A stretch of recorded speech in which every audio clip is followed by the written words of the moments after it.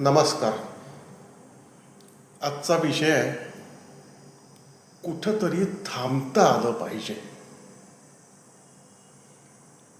तुम्ही कितीही महान असला तरी तुम्हाला कुठं थांबायचं हे समजलं पाहिजे.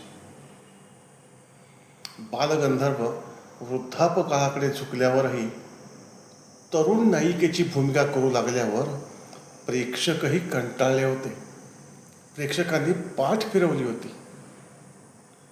महाराष्ट्राचं लाडकं व्यक्तिमत्व पु ल देशपांडे यांना पण ही खंत वाटली होती.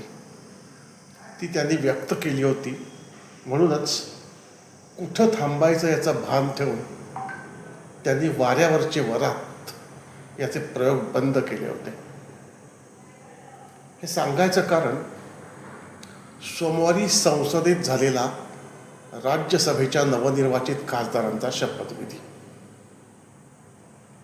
या शपथविधीला महाराष्ट्राचे ज्येष्ठ नेते शरद पवार हे चक्क व्हीलचेअरवरून गेले होते. खरं तर शरद पवार यांनी थांबायला हवं होतं. भरपूर मिळवलंय त्यांनी, भरपूर सेवा केली त्यांनी राज्याची, देशाची. पण या निवडणुकीचा अर्जही त्यांनी हॉस्पिटलमधूनच भरला आणि शपथही व्हीलचेअरवरून जाऊन घेतली.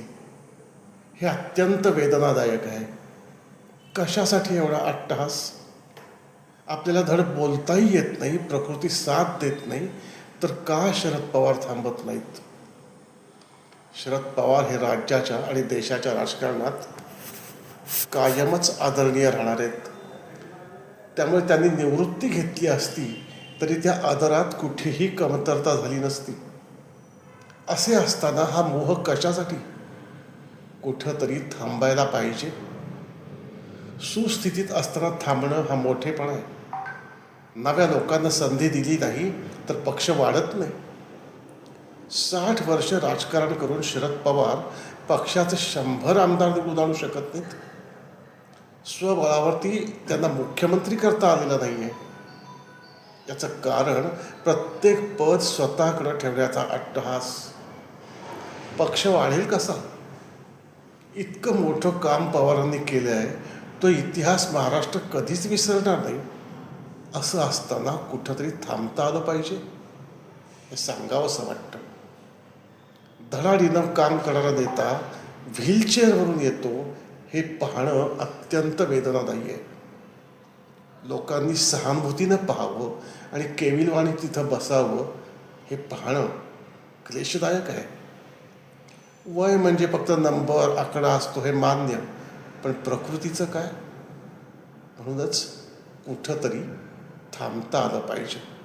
माझ्या तारांकित या यूट्यूब चॅनलला सबस्क्राईब करा, बेल आयकॉनवर क्लिक करा, व्हिडिओला लाईक करा आणि तुमच्या मित्रांबरोबर शेअर करा. आजचा हा व्हिडिओ आवडल्यास नक्की लाईक करा आणि तुमचे मत कमेंटमध्ये सांगा. पुन्हा भेटूयात. धन्यवाद.